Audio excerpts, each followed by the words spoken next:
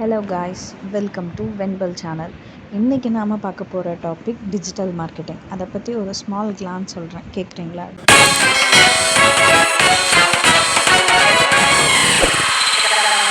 Digital மார்க்கெட்டிங்கில் ஒரு 5 இருக்கும். என்னென்னு பார்த்தீங்கன்னா, மெயினாக ஃபஸ்ட்டு கண்டென்ட் மார்க்கெட்டிங், அதுக்கப்புறம் influencer marketing, affiliate marketing, e-commerce marketing, அதுக்கப்புறம் பார்த்திங்கன்னா சோஷியல் மீடியா மார்க்கெட்டிங்.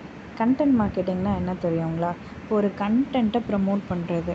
நிறைய சேனல்ஸ்லலாம் நம்மக்கிட்ட கொடுத்து இவங்கள ப்ரமோட் பண்ணி கொடுங்க, அவங்கள ப்ரமோட் பண்ணி கொடுங்கன்னு சொல்கிறோம் இல்லையா? அதுதான் கண்டென்ட் மார்க்கெட்டிங்.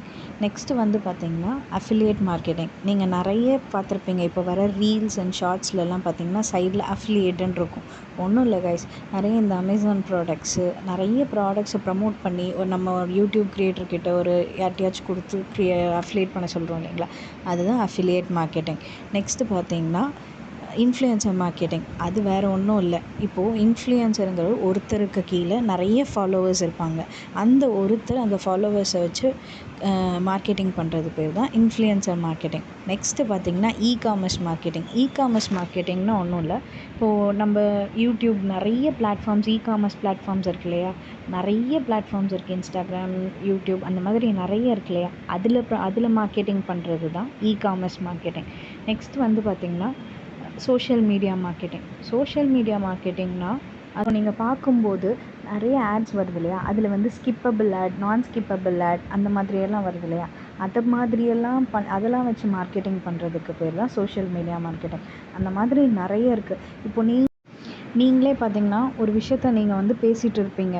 நான் இதை வாங்கலான் இருக்கேன், நான் இங்கே போகலான் இருக்கேன் அப்படின்னு நீங்கள் ஒரு விஷயத்த மொபைல் ஆன் பண்ணாமலே பேசிகிட்ருப்பீங்க. ஆனால் அது கரெக்டாக ஓப்பன் பண்ண உடனேயுமே உங்களுக்கு அதை பற்றினதெல்லாம் வரும்.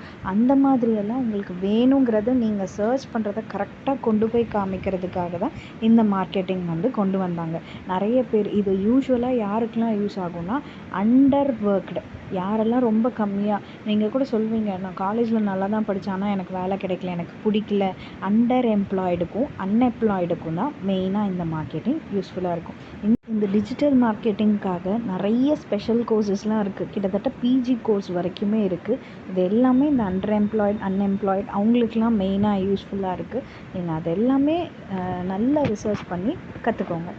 இந்த வீடியோ உங்களுக்கு யூஸ்ஃபுல்லாக இருந்தால் மறக்காமல் என் சேனலை சப்ஸ்கிரைப் பண்ணிடுங்க. பக்கத்தில் இருக்க பெல் ஐக்கானை தட்டிடுங்க. இதே போல் இன்னொரு குட் இன்ஃபர்மேஷனோடு நான் உங்களை சந்திக்கிறேன்.